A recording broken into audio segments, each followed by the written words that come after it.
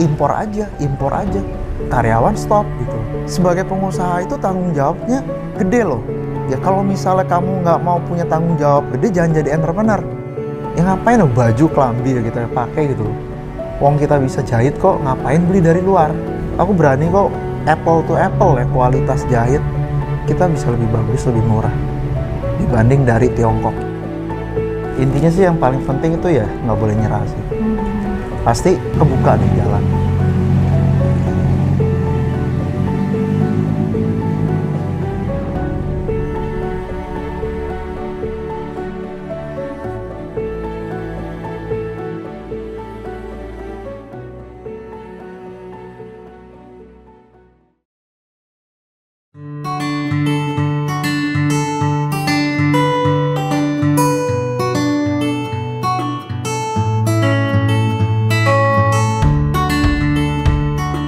Oke, nama saya Andre. Biasa orang bilang Andre Kokois. Dan ini istri saya. Saya Catherine Bunardi. Jadi basicnya aku nih sales kain sama sales asuransi. Nah, Catherine ini dulu SPG-an. dan waktu itu di momen dimana pas lagi pulang kampus, Catherine lagi pakai rok. Roknya itu nggak tahu merek ternama lah ya, agak ternama. Terus temennya nanya gitu, ih bagus banget rok kamu gitu loh. Belinya di mana? Nah, aku langsung asal ngomong aja gitu. Udah beli sama gue. And then pas aku ke Tanah Abang nyales, ih, wah ada sama persis ya ini roknya gitu loh. Sama persis ya wis tak beli langsung. Tak beli, ya udah tak jualin gitu besoknya. Ya jadi dari modal awal itu 2 juta rupiah dari tabungan bersama. Jadi aku tuh pas kenal pacaran 2009 ya. Jalanin MFG ini 2011 akhir. Mulai. Jadi 2012 lah secara official gitu ya. Nah itu ngumpulin pun juga kami berdua kerja bareng. Jadi ngambil job untuk jadi mystery shopper. Udah akhirnya di situ dapat kumpulin 300.000, jadi sampai 2 juta lah. Di situ kami putar dan di situ ada momentum lah ya. BlackBerry Messenger. Zaman dulu BBM Group. Nah kami berdua jualan. Modal terbatas ya, Catherine jadi modelnya, aku yang moto. Pakai handphone dulu. Masih handphone, nggak ada dana soalnya. Jadi diputar terus, habis beli barang lagi, ya naik motor Mio kuning. Ya kami udah ngalamin lah kehujanan, dia mangku barang tinggi banget, mesti berhenti dulu ke supermarket karena hujan kan. Jadi tukang packing juga, jadi admin yang balesin chat juga gitu, jadi kurir juga ngirim barang. Kalau dulu orang zaman dulu pacaran nonton bioskop lah apa, kita malam minggu malah pembukuan ya, gitu. Jadi emang dari pacaran tuh ya kita udah work hard ya, dan sangat mencintai usaha kita gitu.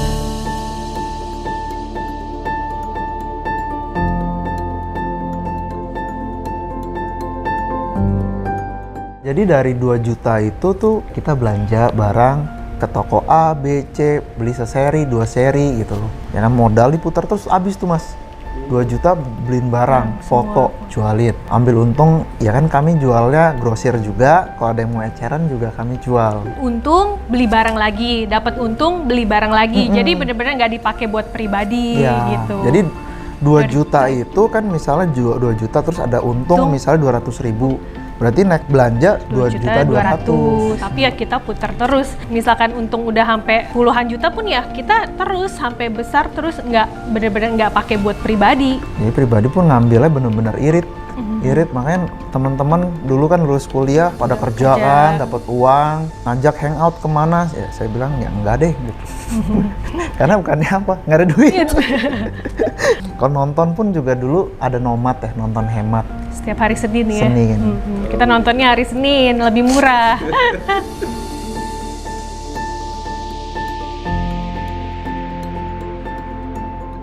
Jadi dalam modal kan Desember akhir itu 2 juta ya. Seingatku itu Januari itu kita bukuin omset sekitar 10 juta ya saya. Terus bulan Februarinya 20, terus ke Maret itu 60 langsung kali 3. Nah di Maret itu tuh sempat goyang karena kita langsung produksi sendiri. Mas. Nggak belanja kulakan lagi. Karena kan orang tuaku kan kain. Basicnya udah puluhan tahun lah ngerti di tekstil kain. Jadi aku tahu modal kainnya berapa. Nah dari situ pengalaman yang belum aku punya, yang kita punya adalah yang belum kita produksi. Kita langsung belanja kain, langsung cari konveksi ya. Kalau namanya produksi kan harus skala besar ya gitu loh. Semua uangnya dipakai buat modal produksi. Mau ambil satu seri, mau ambil 20 lusin pun harganya sama ya. Iya, sama. Nggak ada pengurangan gitu. Terus dan kita di situ laku banget. Nah, makanya kita beraniin diri untuk produksi. Semua uang kita beliin kain, terus kita produksi juga. Dan pas itu kuantitinya ternyata jadinya banyak banget ya. Sedangkan customer-nya juga masih terbatas kan Mas. Jadi ya orang langganan wis belanja ya wis gitu loh. Sisanya ya kan gue udah beli gitu kan. Gitu. Jadi Gua perputarannya lambat lah. Jadi lambat. Gara-gara itu. Di situ turun ya omset ya. Dari 60 turun jadi 40, 30 gitu loh. Di situ saya sih gitu loh, mau nyerah gitu loh, ganti bisnis deh gitu loh. Pas itu habis baca buku Chairul Tanjung dia, si anak singkong ya judulnya. Jadi kan, kalau usaha itu udah nggak bertumbuh, harus dicabut. Nah dia bilang ke aku nih, kayaknya MFG ini udah harus kita cabut deh, udah nggak bertumbuh gitu. Kita udah harus ganti usaha lain. Kalau dia menganalogikannya ke situ, kalau aku pas itu mikirnya pernah ikut seminar Bong Chandra. Iya, jadi kan selama jualan itu pun kita juga belajar gitu, ikut seminar, baca buku gitu loh. Nggak cuma ya jualan doang, tapi ya kita juga harus memperkaya diri kita dengan ilmu gitu. Kesuksesan itu sebenarnya ada 30 cm di depan kita ya kan, dia kasih jengkal gitu. Jadi ketika kamu mau menyerah, 30 cm lagi kita sukses gitu. Makanya dari situ ya kita jalan lagi gitu. Barang yang udah mati, yang udah slow banget kita modif. Nah, dulu kan flare skirt cuma rok payung begitu doang. Gimana ya, biar seolah-olah jadi desain baru gitu. Akhirnya kita akalin, jahitin di sini, kita kasih free belt. Jadi seolah-olah produk baru, padahal itu produk lama yang kita modifikasi. Nah dari situ kenceng lagi ya, bahkan sampai ratusan juta dari situ. Ketika kita sudah mau menyerah, gitu loh. Intinya sih yang paling penting itu ya nggak boleh nyerah sih. Pasti kebuka deh jalan. Yang penting kita niatan kita bagus ya kan, dan kita juga halal gitu loh. Pasti Tuhan pasti bukain jalan lah. Aku percaya itu kok.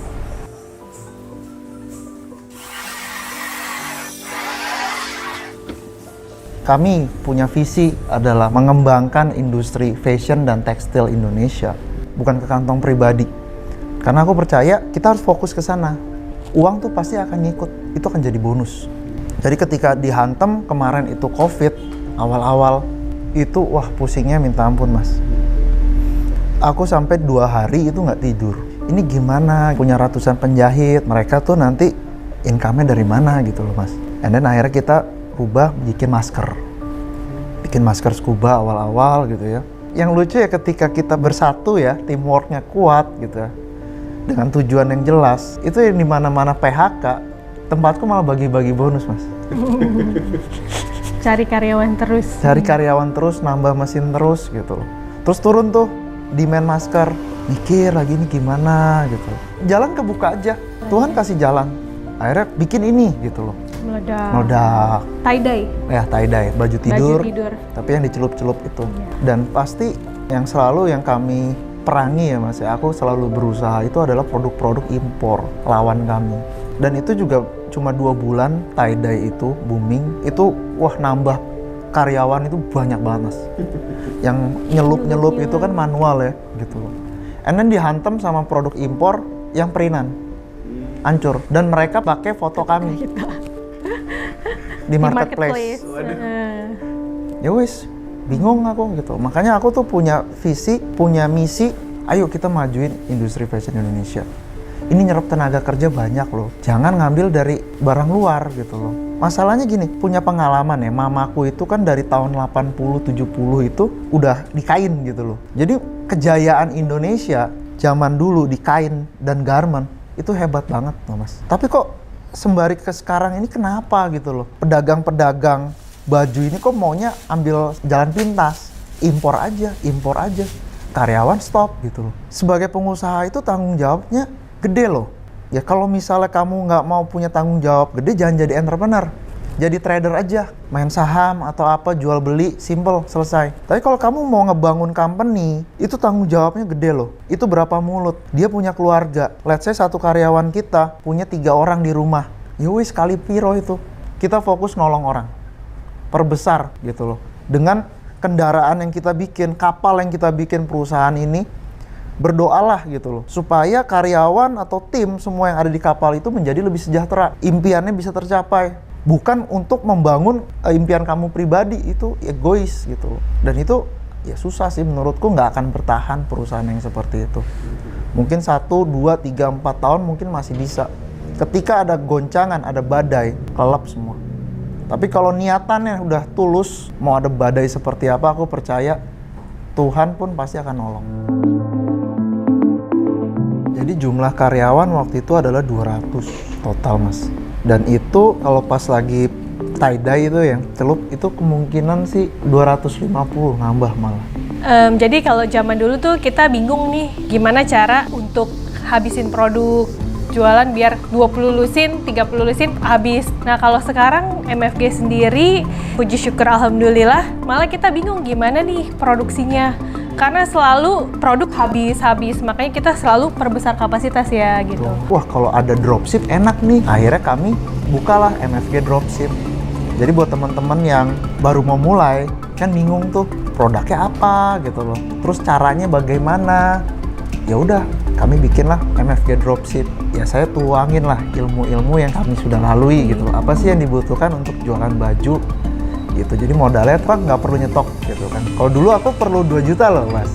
Nah ini aku bikin supaya mereka nggak ngalamin apa yang aku alamin gitu. Kalau mereka udah naik level, ambil grosir, MFG wholesale.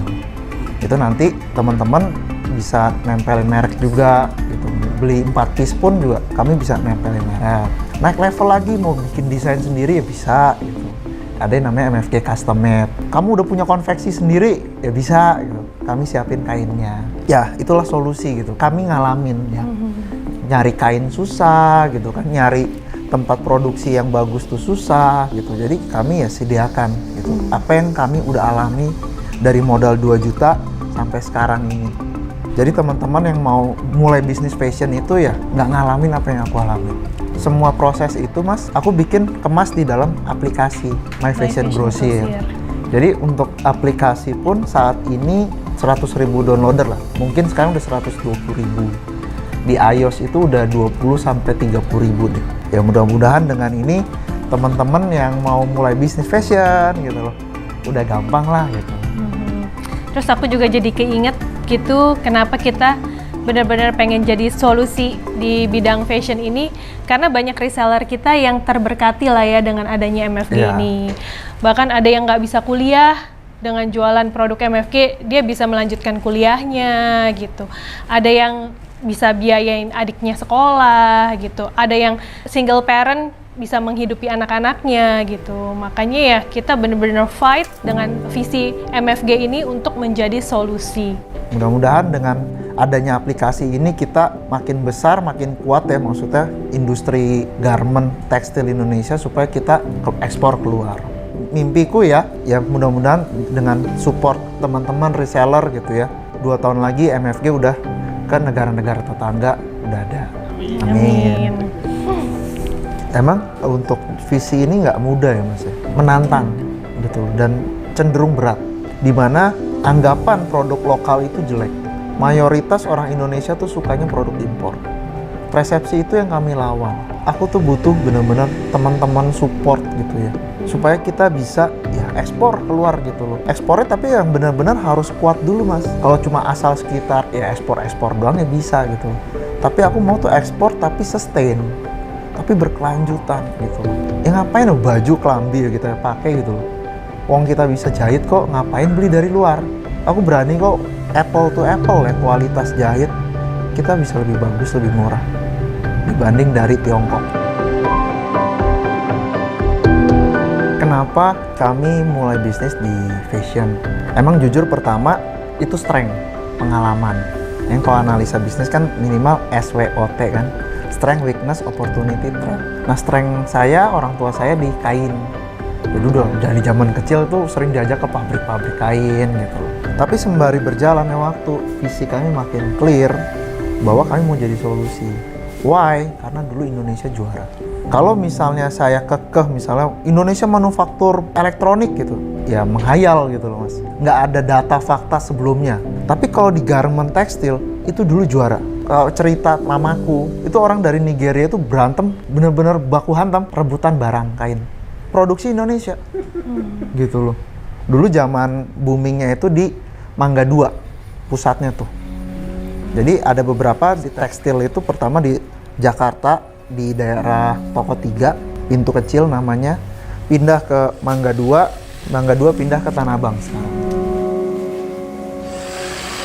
Dalam konteks titik terendah masalah mungkin nggak ada ya, karena kami berdua udah terbiasa, emang dari susah kan. Dari susah gitu, udah fighter banget. Tapi kalau misalnya ditarik garis besar ya itu, titik yang bikin aku pain point-nya adalah gimana nih supaya mempercepat kesejahteraan timku dulu deh gitu. Tantangan terbesar adalah bagaimana menyatukan berbagai macam orang dengan satu tujuan yang sama. Itu lumayan menantang. Ditipu pernah ya, awal-awal pertama bikin website. 15 juta, 20 juta. Kalau zaman dulu sih itu gede banget ya. Ya karena duitnya segitu doang. Kalau dulu mikirnya, aduh itu harusnya udah bisa dibeliin barang gitu, udah bisa hasilin omset berapa gitu. Ditipu. Terus juga awal-awal nyari konveksi gitu, ditipu juga mas. Aku kirim barang kain, sama dia dipotong, dianya lempar lagi ke orang. Jadi harganya udah 2 kali mas. Waktunya juga jadi lebih lama. Lebih lama, kualitasnya jelek gitu. Kenapa ada bikin dropship, grosir, custom, sama tekstil? Karena berasal dari masalah-masalah yang kami udah alami dan kami udah melaluinya gitu loh. Ini ya kita bikinlah buat bantu teman-teman fashion partner gitu. Jadi di sini ya kita udah makin clear, timnya juga puji Tuhan, alhamdulillah makin kompak. Makanya kemarin aku bikin visi untuk 25 tahun ke depan gitu. Helping 10 million fashion partner on earth. Ya, Indonesia dulu. Yang pasti Indonesia harus kuat dulu. Kita udah menguasai, teman-teman semua fashion partner Indonesia kuat gitu. Baru kita ekspansi keluar. Ibarat kata kalau dalam peperangan, aku percaya sebelum kita nyerang, kita harus punya benteng dulu. Gitu loh. Jangan cuma untuk pencitraan kita mau ekspor. Tapi benteng kita nggak kuat. Kita ekspor nih. Tapi barang dari Cina, dari Tiongkok jauh lebih besar. Percuma mas, sia-sia. Lebih baik kita bentengi dulu, udah kuat, baru keluar. Kalau ambil pencitraan doang sih ya bisa aja gitu. Ekspor. Ekspor 2 juta, impornya 100 juta. Minus devisa.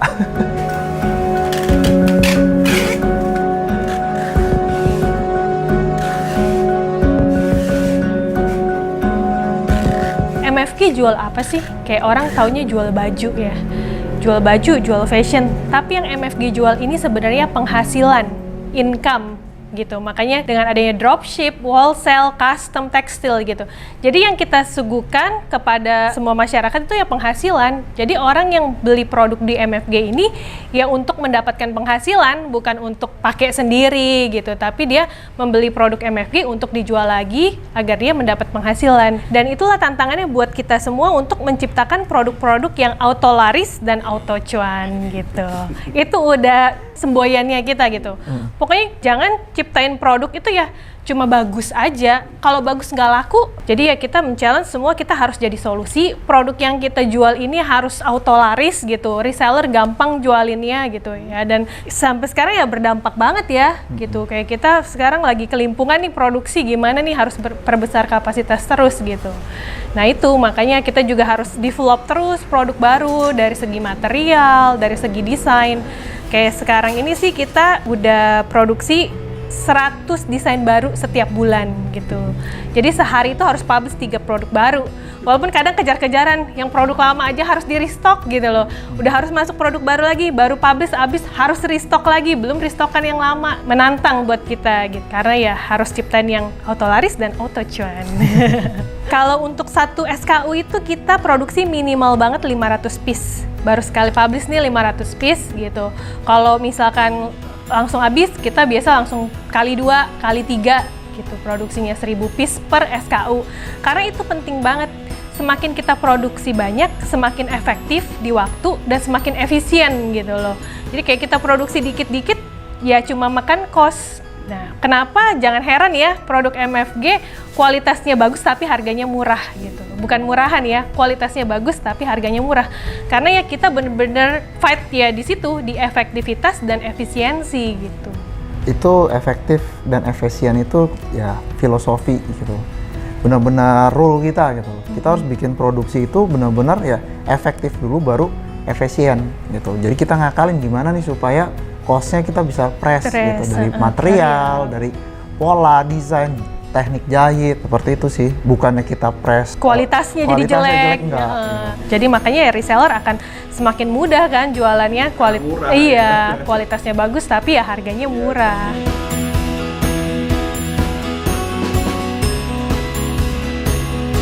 Jujur kalau misalnya fashion grocer ini kan visinya besar gitu loh. Kalau kami produksinya ngasal gitu loh, ternyata jadinya mahal atau margin kita ngepres banget gitu loh, kita nggak bisa development. Jadi mulai dari pola sampai jahit pun, gimana nih cara produksi supaya cepat dan rapih gitu loh, kualitas tetap terjaga. Kami pakai line. Biasa kalau di garment-garment gede kan itu line-nya tuh panjang tuh, bisa 50, 60 gitu. Kalau kami nggak pakai line gede, tapi pakai lean sebutannya. Lean itu cuma 6-7 orang, satu grup. Jadi ya bisa satu orang itu 2 kali, 3 kali kerjain dengan proses yang berbeda. Jadi ya satu tim itu harus kompak, harus benar-benar kompak gitu loh. Makanya kenapa kami menjalankan perusahaan ini meskipun teknologi base, tapi kami tetap kekeluargaan.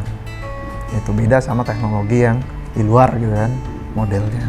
Jadi untuk kapasitas produksi MFG sendiri sih saat ini masih 100.000 piece per bulan. Mau di-upgrade terus karena udah diminta produk baru terus, minta restock terus. Jadi kita juga lagi perbesar kapasitas terus sih. Tapi sih sebenarnya yang benar-benar buat aku pribadi ya, yang bikin aku happy itu bukan jumlah kapasitas produksinya, tapi jumlah reseller yang berkembang. Itu happy-nya minta ampun. Gitu. Kalau kapasitas produksi ya itu mah bodo amat lah. Tapi yang pasti ketika semakin banyak orang yang berkembang, yang dulu aku ingat yang nggak punya duit kuliah, dia jualan baju, akhirnya dia bisa biayain sendiri, dia bisa jalan-jalanin orang tuanya, kolain adeknya, itu sih yang benar-benar kenikmatan yang pol mas, nggak bisa diungkapin itu.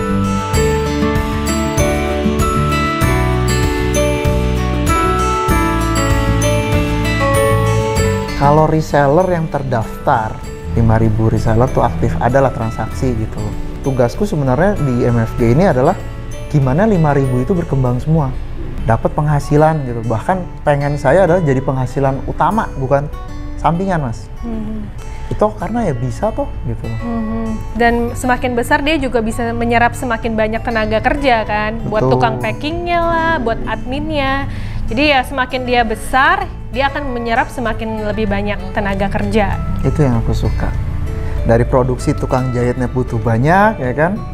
Kita di MFG-nya juga tim kantornya, resellernya juga punya karyawan lagi. Jadi kalau dari ujung sampai ujung itu ya nyerap tenaga kerja mas. Untuk masalah memanage orang yang banyak dari berbagai macam divisi, ya aku kan nggak mungkin aku sama Catherine cuma sendiri-sendiri gitu loh. Solusinya adalah ya aku ngebangun leader, nggak ngebangun manajer, nggak. Aku men-training atau mengajarkan, meng-coach lah gitu ya. Kamu ini leader gitu loh, jadi berperilakulah sebagai leader.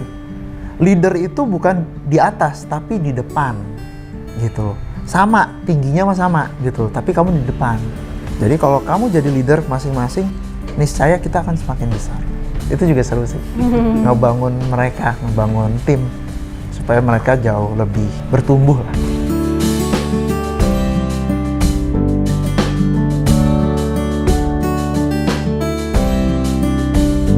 Kalau pesan dari aku buat semua fashionpreneur atau entrepreneur itu love what you do gitu. Jadi dengan kita mencintai apa yang kita lakukan, pasti kita akan melakukan yang terbaik gitu dan nggak akan merasa terbeban untuk menjalaninya, sehingga kita akan semakin bertumbuh dan memberkati banyak orang. Nah kalau dari aku sih ya sama sih gitu. Pertama itu kamu harus do what you love and then love what you do.